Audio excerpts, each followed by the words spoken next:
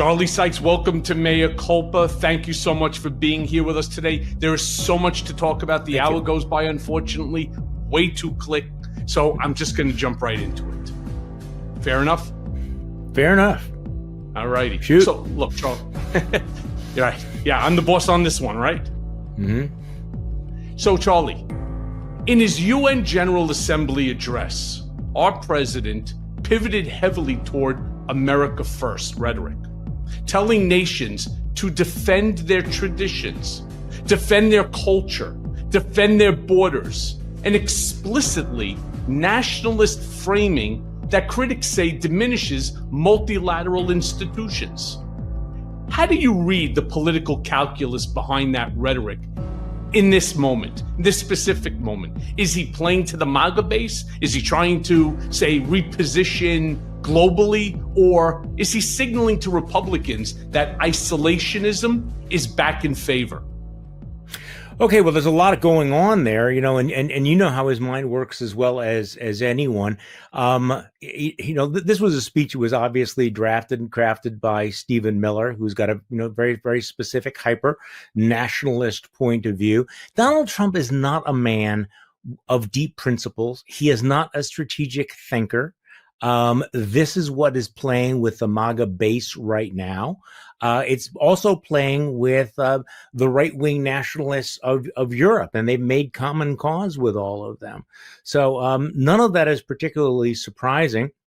He had, nothing but contempt for the United Nations, nothing but contempt for multilateralism. And by the way, he gives the speech, during a period in which he has been actively dismantling much of the multilateralism that's undergirded American foreign policy for the last 70 years. So where Donald Trump goes day by day when it comes to geopolitics is as good a guess as any. I mean, anybody can make that guess. You and I talked about this on a live stream yesterday after he had done what appeared to be a complete pivot on Ukraine. And my reaction then is the same as my reaction today, which is, wait 24 hours, wait 48 hours. But there's no question about it that isolationism is the new orthodoxy in the Republican Party. And I think that will probably survive Donald Trump. What do you think? I don't know. It's really why I was asking you the question. Yeah. I truly don't know. Obviously, it sounds a lot like isolationism. It sounds like America first and everybody else last, which, of course, never benefits relationships because instead of fostering partnerships, you basically separate yourself away from them. And then the bigger problem is, where are these folks now going? Where are our allies now going? They're walking right into the hands of our adversary, specifically China. Well, this has been the big trend over the last 8 months. Has been the breakup with many of our long-term allies. And to your point about where are they going, one of the great geopolitical blunders of Trump 2.0 is alienating India because apparently because the prime minister there didn't want to nominate Donald Trump for a Nobel Peace Prize. So we've antagonized them, slapped them with these draconian tariffs. And so what happens? We see India showing up in China at President Xi's big summit. You see this picture of the new globalist alliance minus Donald Trump, where you have Xi and Putin and Kim Jong-un. And then Modi. India. And Modi. Yeah. And every American president since World War II has made it a priority to maintain good relationships with India, if for no other reason as a geopolitical counterpoint to China. And what have we done? And this is at a point where we have alienated so many of our other allies, whether you're talking about South Korea, whether you're talking about the Europeans. The NATO countries are, of course, still sucking up to Donald Trump because they're trying to keep him from doing something outrageous. But we're in a moment now of post-American leadership in the world, where many of these allies number one, are now wondering whether they can ever trust America again. Yeah. They're not exactly sure whether the United States under Donald Trump is on the same side anymore. And quite frankly, you probably heard what David Frum said. I think I got this right. The first time Donald Trump was elected, the world could look at that and say, okay, America was mixing tequila with Quaaludes. And, everybody can have a bad day, and it was a one-off. But when you do it again, you mix the Quaaludes with the tequila, the second time people think maybe there's a pattern here, maybe you have a problem. And I think that's going to have long-term global ramifications. That it's not good thing they didn't bring in the one-off. fentanyl, because I put a stop to it at the southern border. Otherwise, it wouldn't be Quaaludes, it would be fentanyl. Yeah, exactly. Yeah. Pretty good. And I blew them up. You saw that. You saw the video. I blew them all up. Yeah. So let me ask you this, bragging then, about Charlie, that. because, right? Oh, yeah. So the reaction to Trump's speech was sharply partisan. Democrats called it an embarrassment on the world stage. Fox News, OAN, Newsmax, Republicans, they praised his assertiveness, claiming, like Sean Hannity did, that it was the best, most powerful, insightful, and thoughtful presidential speech at a United Nations General Assembly ever. Okay. Really? Yes. Does this split speak to the deep fractures in how each party conceives America's role? And is Trump pushing Republicans toward a more unilateral foreign posture by design? Is that what this was all about? Well, let's the answer that. I mean, yes, obviously he wants to have more unilateral, but again, Donald Trump is Donald Trump, and everything flows from his ego and his needs and his desire to use his position to enrich himself. I think much of the rest of the world has figured out, how do you get on his good side? You come in, you give him an airplane, you bribe him, you buy crypto from him. So let's leave that aside. The reaction to this speech is I think more an example of this cult that we have right now. Because, Michael, turds don't polish themselves. That was an embarrassing speech. It was rambling. It was meandering. It was incoherent. It was insulting. It was everybody sitting in that room is looking at Donald Trump on the podium and asking themselves, do Americans know how embarrassing this guy is?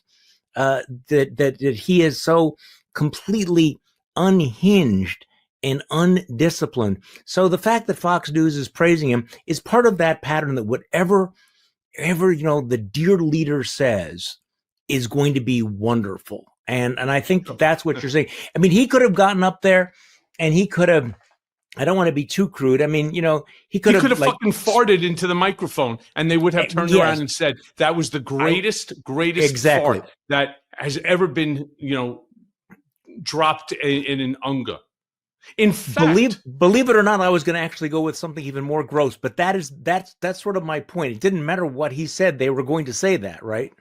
Yeah, and it's even crazier because Jesse Waters, Laura Ingraham, Brett Baer, they're all parroting the same thing, including his enablers, his inner circle, where they turn around and they said the speech was so impactful and bold in the eyes of the foreign governments that were there. First, Caroline Leavitt said that the place was packed, right? And she was so proud to see how it was packed for Donald Trump. But more than that, that each and every person that was there claimed that it was the greatest, most bold speech, impactful speech that they ever heard, to the point that they're calling him now Daddy Trump. Well, they've been calling him Daddy Trump for a while. If you don't believe me, well, I want you to go ahead and Google. I'm talking to my listeners here. Because, we do about 500. We've just crossed over 500 million downloads. So we have quite a few listeners here. I want each and every one of you to go into Google right now, UNGA, United Nations General Assembly, Daddy Trump, and see how many people are making that same statement, which to me, again, I'm not sure which universe, which multiverse in the Marvel theory that I'm actually living in. It is alternative. So look, this is the key. We are living in alternative universes, and this has been true for years now. That there was a time when maybe there have been information bubbles or echo chambers, and now they've become these alternative reality silos, haven't they? But I mean, this is almost, and I feel like we've been through this before. But the lack of embarrassment at parroting North Korean style dear leader rhetoric is really, really amazing.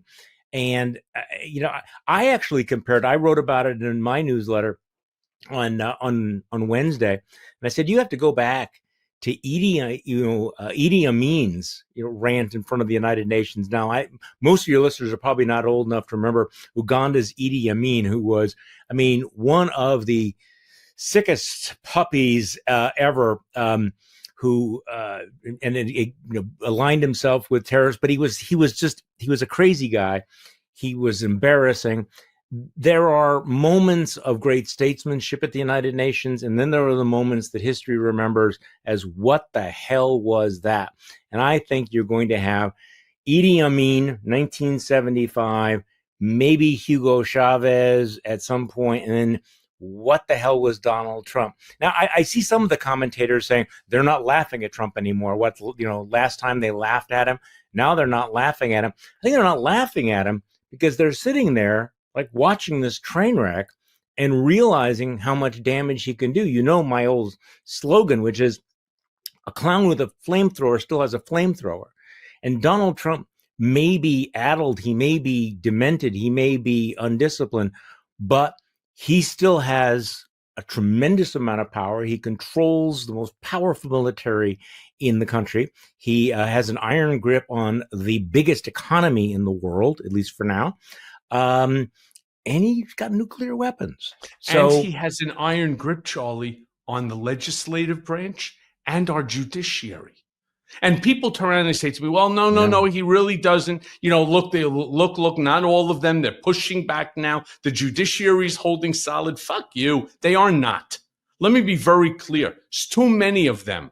And I mean the vast majority, which gives them the power, have all abdicated their positions. They have basically said, you know what? To keep Trump happy, whatever he wants me to sign, I'm just going to rubber stamp it. Because that's all that they're doing. When you have Lindsey Graham turning around and saying twice on Fox News with Sean Hannity, twice, or was it Brett Baer? Twice in a period of a 12-minute segment, he hopes Trump runs for a third term.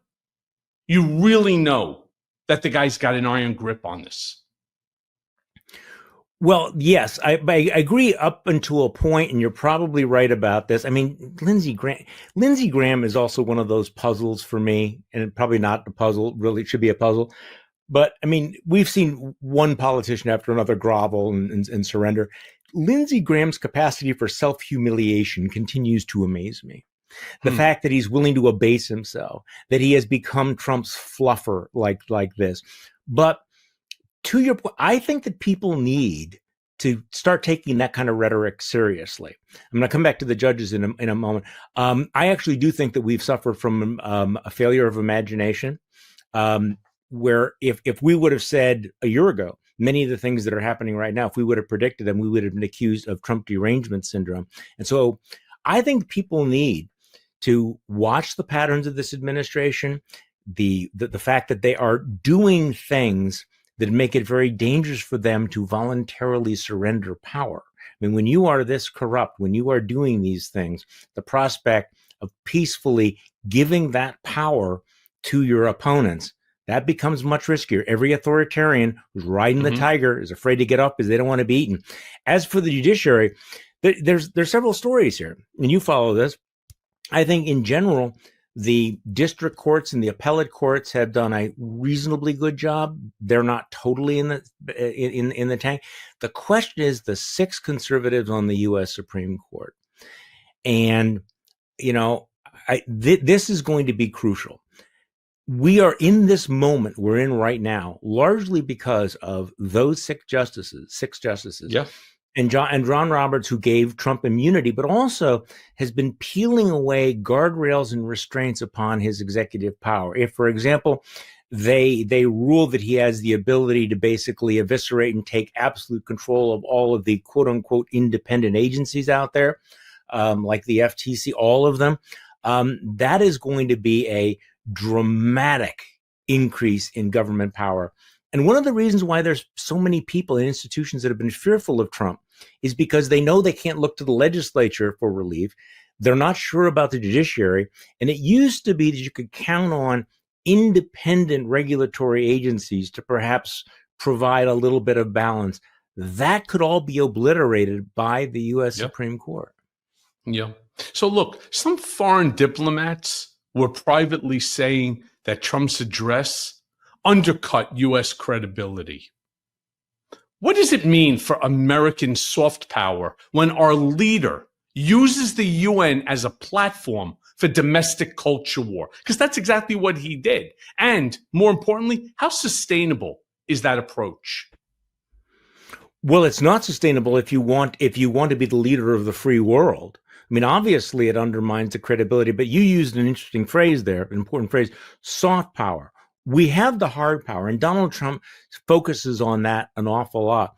But soft power is crucial I think, in our competition with places like China. And not just rhetorically, but when you think about the implications of all the foreign aid cuts, the USAID cuts around the world, that was buying goodwill. That was creating alliances. That was creating trust. And people should not be shocked if the Chinese now step in where the Americans have abandoned their role. So rather than exercising soft power, we've completely gutted it. We've given up on it and given openings to our rivals. And as far as standing up there in front of the United Nations and talking about his poll numbers and going off on rants, the interesting thing about the Fox News fluffers, they're not making a distinction between what goes over well at a MAGA rally and what goes over in front of the whole world of 190 nations thinking, who is this guy? What the fuck is happening to America? Yeah.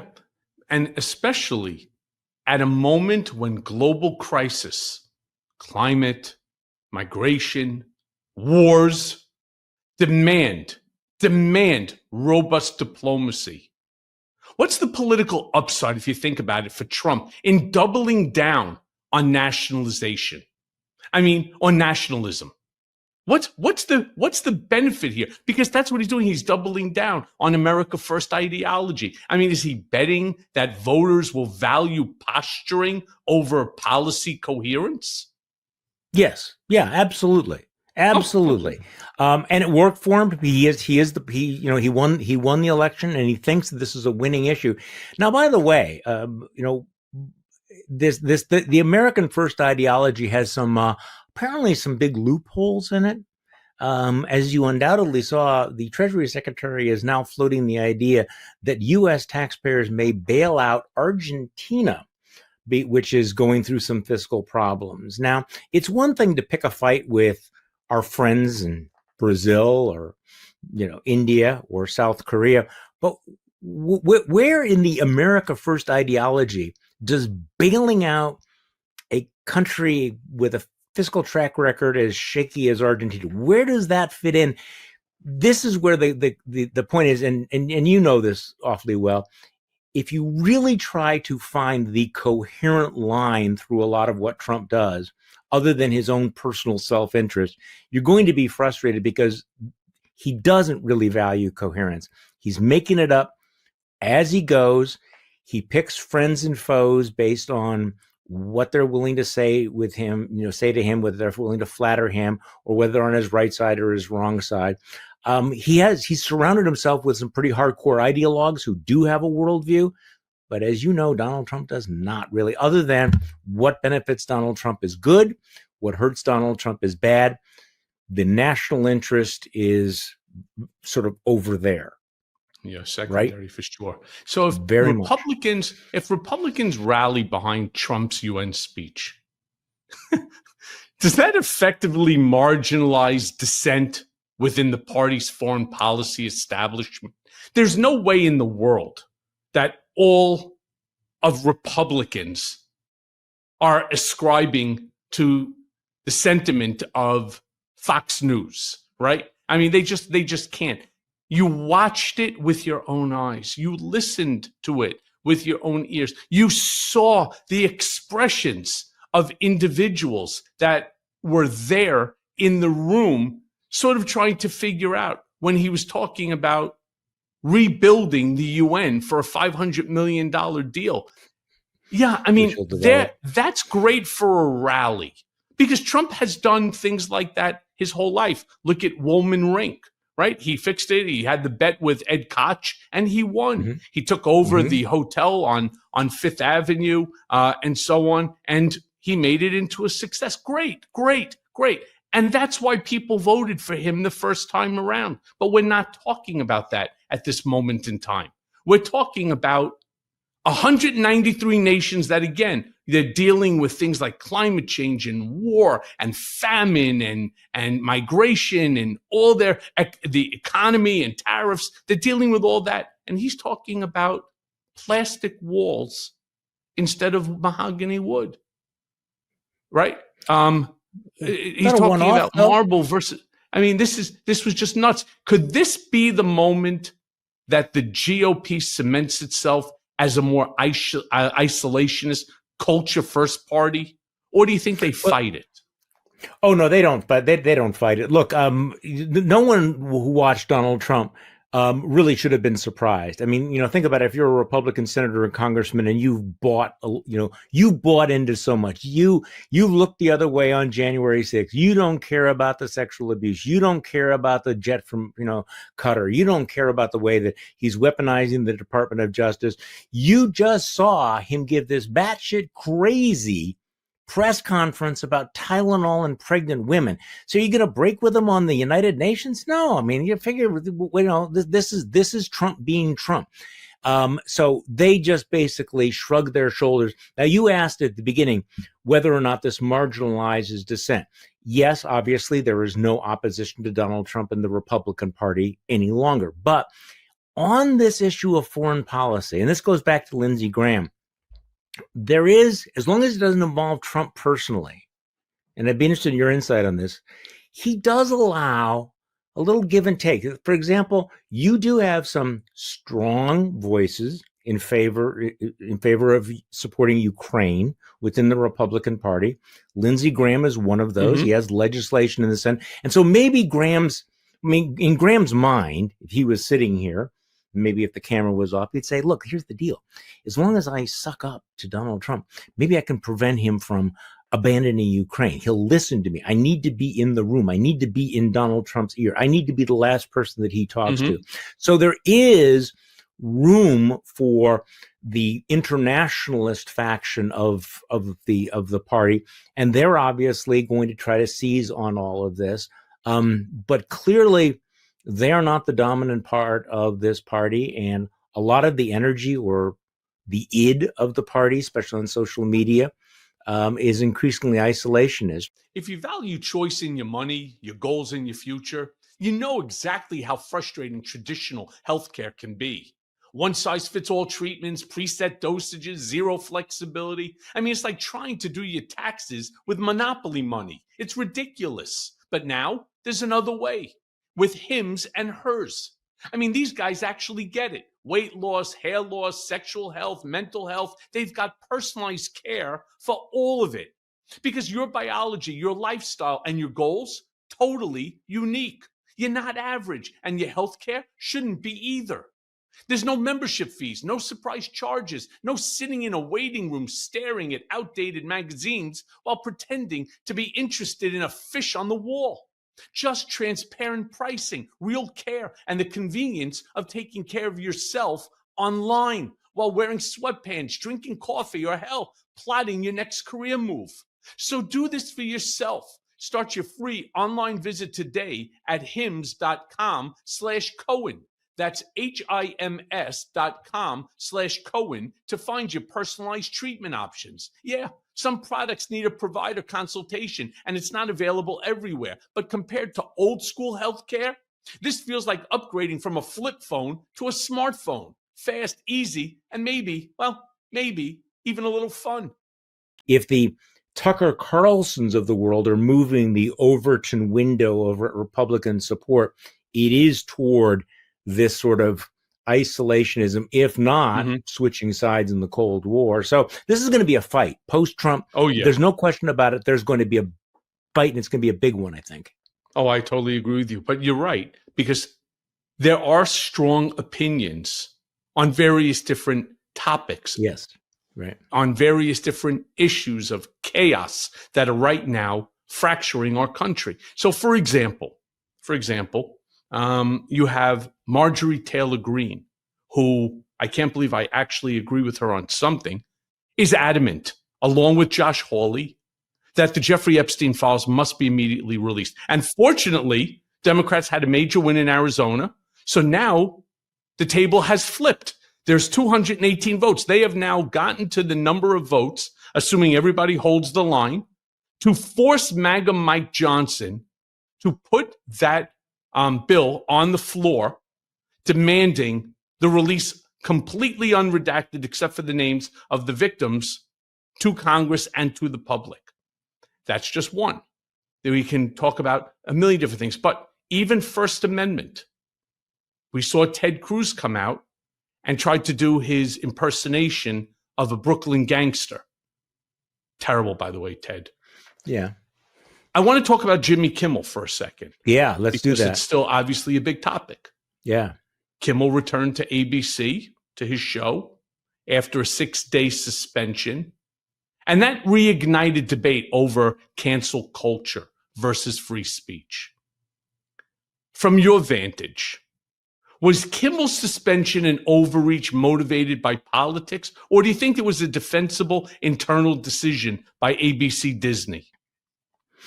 I think it was a panic move by ABC Disney. I think that they heard what the FCC chair Brendan Carr said, and they said, oh my God, we have billions of dollars at stake here. We got to pull him, and then they began to see what the fallout was. Now I'm going to give them a little bit of credit later down the road, but I don't think they anticipated the kind of blowback they got from customers, from the entertainment industry, from people who, prominent voices.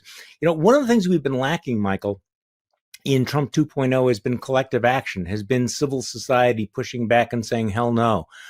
That happened in this case. It did happen, and it clearly got Disney's attention. Now, I was on a cable show after Kimmel's monologue late the other night, and somebody was saying, well, actually, given that kind of pressure, Disney had no choice. And I disagreed. Disney always has a choice. All of these companies have a choice. All of these entities, all the universities, all the law firms have a choice. They have agency. And so the good news is that on more mature reflection, and certainly under pressure, Disney decided that they weren't going to completely bend the knee. Now, it's not over, because you still have Sinclair and Nexstar that are refusing to air Jimmy Kimmel. But for your listeners, if that felt like a win, it's because it was a win and maybe an indication of where we could go. But again, long road ahead of us. Yeah. And as somebody who had their First Amendment constitutional right stripped from them, I was the first political prisoner ever held by my own country. I want my listeners to hear this, because you've heard me say it before, but for those that haven't, I was the first political prisoner ever held by this country because I refused to waive my First Amendment constitutional right. And imagine that, right? Thrown back in, went to solitary confinement, brought me up to a total of 51 days, abused, right? In a room, broken window, flies. It was 105 degrees in there, no ventilation. The toilet didn't work. The floor was filthy. The sink just barely dripped water. No pillow. No change of clothes. Imagine, right? You're only out Monday, Wednesday, and Friday for 15 minutes to take a fast shower. You don't even get phone privileges. This is a real problem. And this happened going back 5 years, 2020, when I filed that habeas corpus petition, which thank God for Alvin K. Hellestein, Southern District of New York, federal judge Alvin K. Hellestein, who turned around and stated emphatically that the actions of Bill Barr and the administration were retaliatory and for the purpose of harming my First Amendment constitutional right because I wanted to publish a book that was critical of President Trump. I warned everybody 5 years ago that I was just a litmus test. And I was fighting like a dog, going on every television station, speaking to every podcaster, doing documentaries, speaking to journalists, anybody that would listen. And it was a lot. I kept telling them my biggest fear and why I am doing what I am doing is because I don't want to see what happened to me ever happen to anyone ever again. Now, with all due respect to Jimmy Kimmel, and it was a violation, as far as I'm concerned, of his First Amendment right. Look, Jimmy Kimmel's been brutal to politicians, to presidents for the last 20 years, right? I mean, if you have thin skin, sure, it bothers the hell out of you. I, on the other hand, people always ask me, well, Ben Stiller, who happens to be a friend of mine, right, turned around. I've known Ben for like 25, 27 years. So, he turned around and he was like, what'd you think of my impersonation of you? I was like, oh, I can't wait to see you. So he goes, well, what, are you angry at me? You angry at me? I was like, no. So he goes, no, seriously, what'd you think? I said, hey, it wasn't so good, right? I mean, it was a very weak attempt, but I appreciated, the thing. I mean, did I like it? To be honest, yeah, right? I made Saturday Night Live, but most people don't like it, right? And I could understand Trump not liking the everyday bashing. Well, then maybe do something that you're not going to get bashed on. Maybe turn around and tell the ICE agents to take the mask off and stop grabbing people in the street. Stop going into hospitals and taking women right after they had a child. Maybe stop going to after the guy has open heart surgery, taking him and locking him up in an internment camp as well. Maybe turn around and stop federalizing the police or knock this stupid tariff shit off that costs consumers money because tariffs are paid by consumers, right? Consumers pay tariffs, and tariffs are taxes. I mean, there's so many things that Trump can do if you don't want to get made fun of, right? But that's not what they do. And as far as I'm concerned here, it was the right thing for ABC Disney to do. I just don't think they did it for the right reason. They didn't do it to protect Jimmy Kimmel's First Amendment right. They did it because their bottom line was getting killed. Yep. I think that's true, but you know what? Who knows? Maybe they did decide. I do. The numbers came out. Well, see, Charlie, the numbers came were out huge. Yeah, 10,000% increase in the number of individuals that canceled their subscription to ABC as well as to Hulu, ESPN, and so on. Basically, we, the American populace, the citizens, most probably Democrats, kicked ABC Disney right in the nuts with steel-tip boots. So it works. Said, it sure does. All right. And so I always say this, it is us who has the power, not them. But we have to be coordinated. We have to be unified. Well, let's go back to your story, which I've heard before, but is horrifying to hear it from you. And, the whole point of a lot of what Trump does is to instill fear. And I think this is the key to understanding authoritarians is he doesn't have to lock everybody up. He has to get in your head and think, oh my God, if I say this, what's going to happen to me? Am I going to be thrown into a cell like Michael Cohen? Am I going to be fired like Jimmy Kimmel? Am I going to be sued like CBS Michael or Cohen. ABC? He sued me for $500 million. Right. So, I mean, and this is the point, and this is the fear, is that people internalize that, and they have the censor is not the jackbooted thug outside the door. The censor's in their head.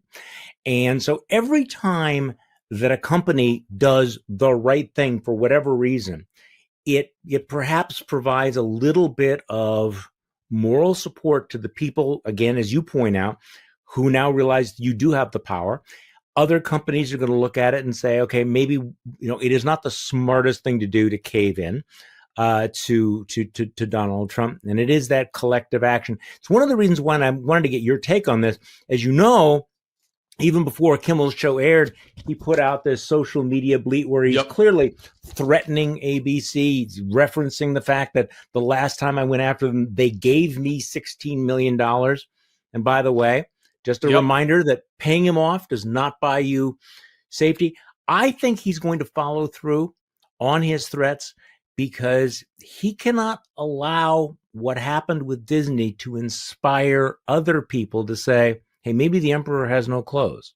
Maybe in fact that he doesn't. Yeah, you're right, Charlie. In that text post that he put out on Truth Social, what he did is he implied that reinstating Jimmy Kimmel, because they told him, the first line is like, oh, they told me that it was canceled, amounted to, in his opinion, this is all his.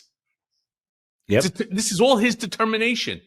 Yeah, this is his confession. Reinstating Kimmel amounted to an illegal campaign contribution. Yeah. Campaign finance violation. Bullshit.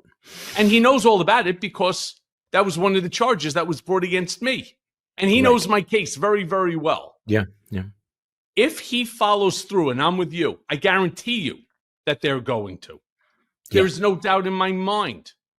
Let me be very clear about Donald Trump. And I know Donald Trump better than than any human being should know another human being. If you punch Trump, or he perceives it that you punched him, he's going to come at you 10 times harder. Right. He said that. And right now, Trump, as president of the United States of America, controls all the levers of power. And that is not Michael Cohen's opinion. That's fact. He clearly controls the executive branch. He controls both the House and the Senate, so he has Congress under control. And he's also controlling the judiciary. And I get a lot of pushback. Oh, he's not really controlling the judiciary. Fuck you. Yes, he is. Right? Yeah, yes, he is. Okay, he may be losing in the lower courts. Mazel tov to you. Right? But here's the bottom line. They take it to the appellate court. They take it to the Supreme Court. And all of a sudden, it's a win. You cannot lie to yourself that he's got a lot of wins. All right? And that better put some fear into people. So the question that I really want to ask you is, if he follows through, and again, I believe he will, what precedent could that set for press suppression in future administrations as well? Because why? If I was the next president of the United States as a Democrat, right, which I have been my whole life, if I end up, the first thing I would do is listen to what Fox, Newsmax, OAN are saying about me. I don't like what they're saying about me, off of the case of President Donald J. Trump versus ABC Disney Incorporated. I'm now going to sue all three of them. I'm going to pull, for example, whatever licenses that they may have. I don't know if they have, if they even have licenses. But Sinclair is a broadcaster. I'm going to hit them with the monopoly, violation. What do you call it? A Sherman Antitrust Act. I'm going to go after them with anything that I can. All of a sudden, we're going to open up some IRS, investigations into them. Yada yada yada. Whatever the hell it is, And if you make a mistake, we're not going to turn around and allow you to correct it like what they did to me. You can't correct your mistake. No, fuck you. You're going to jail. Because for whatever the reason is, all anybody wants to do today is incarcerate people. I mean, whether it's going to be the migrants, throw them into these internment camps, these concentration camps. You got Tish James, Alvin Bragg, you got James Comey, you got Adam Schiff. By the way, and I believe all four of them are going to end up getting smashed. My prediction, all four of them end up indicted and in jail. But I want to go back to our ABC Disney. Yeah, trust me. Trust me. I know, unfortunately, this game, I have predicted at about 95% accuracy so far. Rest assured, Tish James, doomed. Schiff, doomed. Comey, I believe, doomed. I think they're all going to be indicted. They're all going to be indicted, but I think that the fact that the Justice Department the U.S. Attorney has already said that there's no case. Look, Yeah, but he's already not there judges, anymore. He walked away. Wait till the next I one understand comes that, in. but the federal judges actually, I mean, they read newspapers, they Okay. listen to podcasts, they know Well, this is going on. $1. I don't think, yeah, Charlie, but okay, $1 bet. sure, I'm in, but I don't think that Donald Trump actually cares whether they actually end up in jail. He would like Oh, it. yes, he does. Them. Okay, Oh, what yes, he wants does. them to do is he knows he can ruin their lives just by bringing the case, right? He's going to. Oh, he's definitely going to. Now, you're raising a really interesting question that I've asked. Why do Republicans and conservatives and MAGA not have a sense that they are creating this vortex that could eat them? I mean, normally one of the reasons why people exercise restraint in the use of power is they know they will not always have power. The other guy is going to get in power, and that if you abuse it, you might create a precedent for them to come after you, right? Which is certainly extremely plausible right now. So why don't they care? This is one of the reasons why I'm not making a prediction. Don't think I'm paranoid about this, but my anxiety level about their unwillingness to give up power is rising, because why would you act like this if you think at some point you're going to have President AOC or you're going to have President Gavin Newsom, because and Attorney General Adam Schiff? He's not. Well, that's leaving. my point. This is my concern. Now, here's another area where I want to push back a little bit. Your concern only becomes a reality if, in fact, Republicans lose, if Donald Trump doesn't stay for a third term. And we already know that he intends to stay for a third term. You say to me, Michael, how is it that you know that to be true? He's selling merchandise out of the Oval Office that says Trump 2028. You got Lindsey fucking Graham going on television, right? He's not doing it for nothing. He's putting something into your head already. In advance, 3 years in advance. So you're like, oh my God. Yeah, but we knew he was going to do that. He had, right? Yeah. And they're going to be like, you know what? He's doing such a great job. He's doing such a great job that there's no reason in the world for us to want somebody else. All hail the king. And then you know what's going to happen? They're going to end up figuring out how to gerrymander more states.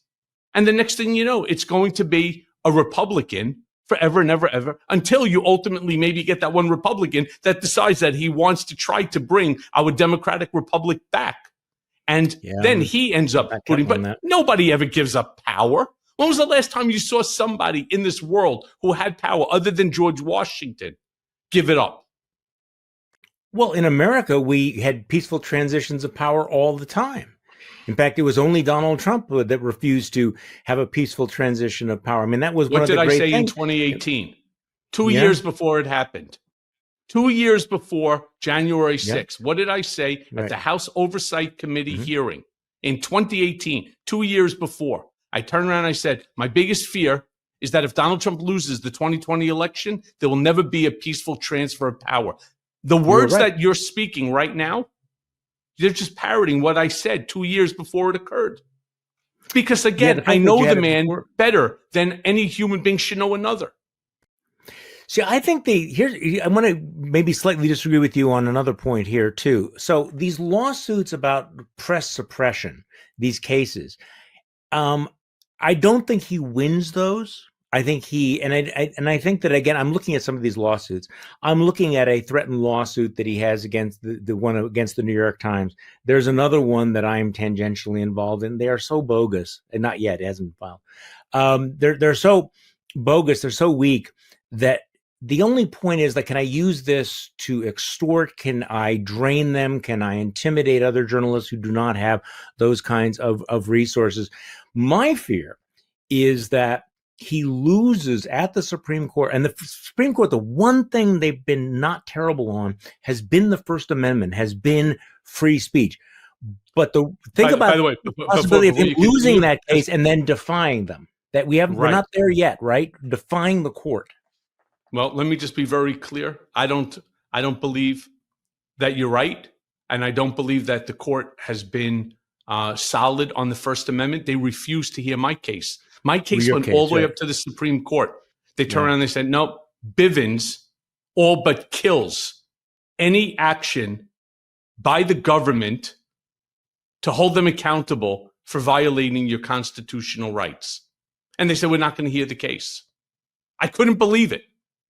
I mean, I had Lawrence Tribe also as a co-author onto those papers. It was phenomenal. I'll send them to you. They're incredible papers. I would love to see it. I would love to see that, because the Supreme Court said no. Yeah. See, I think one of the reasons why this Kimmel story has resonated so strongly, and why I think that his return was actually kind of an important moment, is because there is no more fundamental American right than the right to speak, to write, to criticize, to tell jokes.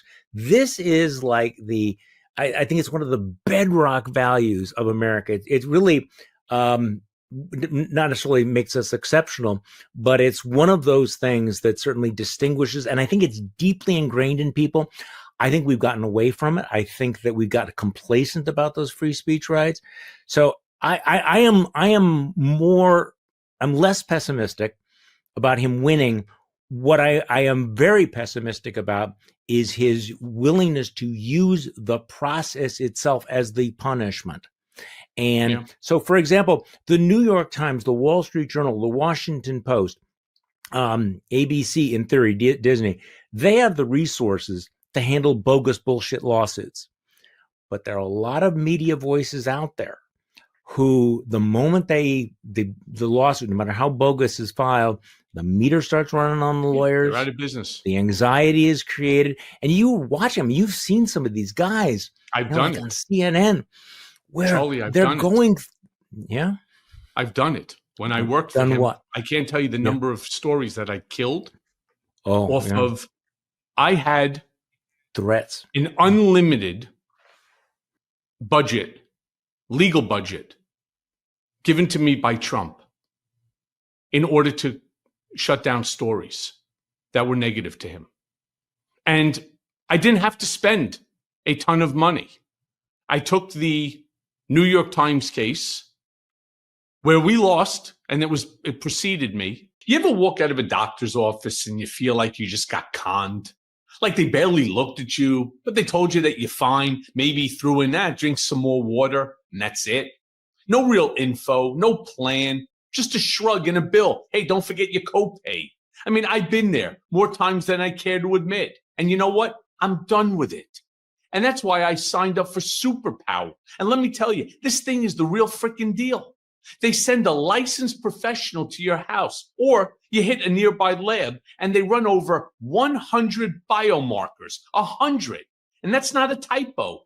Your heart, your liver, your thyroid, hormones, metabolism, vitamin levels, environmental toxins. I mean, it's like popping the hood of your body and seeing what's really going on. But here's the kicker.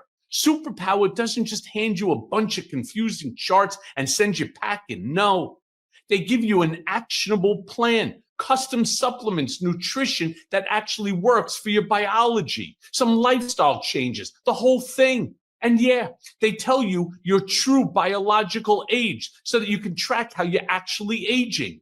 Turns out mine's holding up, well, somewhat okay, even after all the crap that I've been through. I mean, you're not guessing anymore. You're not relying on a 10-minute appointment from someone who forgot your name before you left the room. This isn't about taking control. It's about knowing your blueprint and actually doing something with it. So here's what I want you to do. Go right now to superpower.com and use code Cohen. That's Cohen, Cohen, and you're going to get $50 off your annual membership. And stop reacting. Start optimizing. Your biology decoded, your blueprint activated with Superpower. But the story that has been reported is that the New York Times spent several millions of dollars. Yes, absolutely. And as I would say to this, Idaho newspaper, I already looked at your Q1s, your Q2s, your Q3s. You're sitting with $110,000 in the bank? You know what it's going to cost you for a motion to dismiss? Especially one that we're going to oppose at least triple that. So you really want to run with this fake story simply so that you can grab eyeballs at the expense of somebody else? Let me be very clear. My client has authorized me to file immediately an action against you the second that article hits. So I'll tell you what, I'll give you 30 minutes. It's now, say, 4 o'clock in the afternoon. If I don't hear from you by 4:30, I'm filing the papers. Just let me know what position you got. And 90% of the time, 90%. 90% of the time, they would say, we're not running it. We're not running it. A couple of times they say, hey, is it possible that we could, I don't know, could we change this? Is there any part of this story that we can run that is not, in your estimation, offensive? No, the whole goddamn thing is offensive. I'm sorry. This is kind of creepy, Michael. Yeah. You kind of have a Goodfellas vibe here going. Well, let me be very, very clear. Brendan Carr seems like the poor man's Michael Cohen. Well, sometimes it's very true. Well, sometimes, it was justified, where it was off of some rumor by allegedly 2 sources, and it was completely inaccurate, right? Just completely inaccurate. And so that's sometimes. And of course, there were probably others that there was a semblance of truth to it, though it could have been an extorted truth. Let me say this. They put me through hell on the First Amendment. I understand exactly what the hell they're doing better than probably anybody, better than any of these pundits that you're going to see on television, that's for sure. And again, my biggest fear is I'm watching as what they did to me. And I was fortunate because I had a great lawyer, Danya Perry. I had a great judge, Alvin Hellerstein, and I had the facts. We had the facts on our side. Well, it worked to my advantage. What happens if it doesn't? And by the way, what if you don't have the funds within which to pay a lawyer? Now what? See, I was thinking as you were describing your phone calls with the Idaho newspaper, I think people... Careful, Charlie. Charlie. What? All right. What can I say? No. I'm thinking. No, I'm actually thinking how people need to, who are listening to this, think if you got that phone call, what would you do? Now, a lot of people are like, really brave. Like I would stand up, but really, you get that phone call. This is how much money you have. This is what it's going to cost you. This is what's going to happen. This is what made ABC's original decision to settle that lawsuit and CBS's decision so demoralizing. Because if the big guys won't stand up to it, what chance do the little guys, including Zero. Independent journalists? Exactly. So Zero. that's why it was so. That was one of the really pivotal moments, even before Trump took office, that ABC said, we're going to bow the knee. ABC, which, let's face it, their legal bills would have been high, but they would have been a rounding error for the company, and yet they wouldn't do it. Sure, yeah. Sure. Now, meanwhile, let me just touch on one quick, because the hour goes by, unfortunately, way too quickly. We're seeing so much as a result of everything we've talked about. There's so much pent-up anger and divisiveness and rage. And, these folks who are mentally fucked up, because there's no other way to describe them. That's right. They turn to a firearm. We saw the assassination of Charlie Kirk. We saw attempted assassinations twice on President Trump. And just today, or yesterday, a shooter opened fire at a Dallas ice field office, indiscriminately firing into it. Now, allegedly, according to Kash Patel, who, by the way, I don't understand this guy. This guy is making more mistakes. If I was still in the administration, if I was still in that inner circle, Trump would call me up. Michael, yeah? So you go, you got to get rid of this guy. He's no good. Just do it. And do it mean. Just do it really mean in front of people. And that's what he did. He'd never fire anybody. He would have me fire them. So that whole thing with the apprentice, you fired? Nah, he would come to me and say, get rid of him. And it was just like that. He's gone. Okay, got it, boss. Mean? Brutal. Okay, you got it. right? What's the point of the mean? Well, I mean, why not just fire the person? What's No, the mean about? no, in order to set a message to others.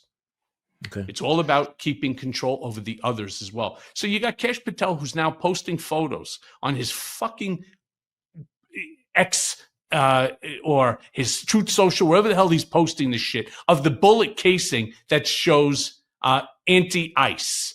Right. So, of course, now they're going to turn around. They're going to say it's all the Democrats. It's once again the unhinged lunatic Democrats that are opening fire, killed like 2 people, 2 detainees, and injured 1, yada, yada. Killing them. He then, of course, took his life, the assassin.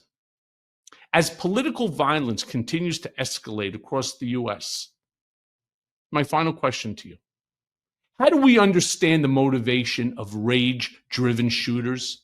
Are they symptoms of polarization, mental health crises, or something deeper in the social fabric of this country? Well, I'm going to be careful answering that question because we don't know. We don't know about you described them as these people are fucked up, and they're fucked up in ways that, are not black and white, that don't fall into normal political, categories. The problem is that there's this instant rush of people saying, we want this to fit our ideological narrative, that we are the victims and you are the bad guys. The reality is often much more complicated and perhaps sometimes unknowable. So I don't want to speculate about what's going on inside these minds.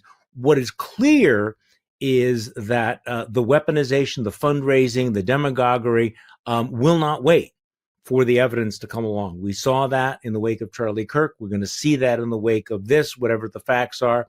And so this again now feeds the intensity. This gives the a pretext to crack down again on dissent, to weaponize the power of the federal government against enemies. I share your skepticism about Kesh Patel. There was a time when if the FBI laid something out at a press conference, you would think, okay, I'm going to give them the benefit of the doubt. I don't give them the benefit of the doubt anymore, so I don't know. And maybe it doesn't matter in terms of what the politics is going to be. But I will say this. I'm older than you. You probably don't remember 1968. And back in the late 1960s, you had that feeling that things were falling apart and political assassinations felt like they were becoming part of the ugly fabric of American politics. Robert F. Kennedy, Martin Luther King Jr., a few years after the assassination of JFK, the attempted assassination of George Washington. Yes, I mean, and again, given the proliferation of guns and anger and crazy people, and you don't need a lot of crazy people. I mean, just in the last few months, we had the guy that shot up the ABC affiliate the other day. The ones who shot up the school, the church, the synagogue, the CDC. That brought into the CDC. You had one that went into one of these big box stores. They're out of control, and I say that they're fucked up because I believe anybody who picks up a gun with the intent of shooting another person, you have to be fucked up. You can't have your head screwed on straight. It's like you remember that not too many years ago there was some idiot that was throwing concrete blocks off of the top of an overpass on a bridge. Well, what did you think was going to happen, right? I mean, is this some rush for you that, hey, I fucking got it? And meanwhile, went through the windshield and it killed the driver and so on. Then it became a manhunt. There's something wrong with anybody that wants to hurt another human being. So, in terms of this climate, you were talking about what you told Congress a few years ago. For the last several years on cable television, I have been saying that we are headed into a period of real danger, and it appears to be escalating all the time. The rhetoric, the hatred, the demonization. And again, go back to the kinds of things that Stephen Miller says. The dehumanization. The dehumanization. What do you think is going to happen in a country like this? And again, it doesn't have to be a mass movement of violence. If it's 1/100th of 1% of the American public, that's a lot of people with guns doing crazy things. Amen. And the fact is that we are angrier.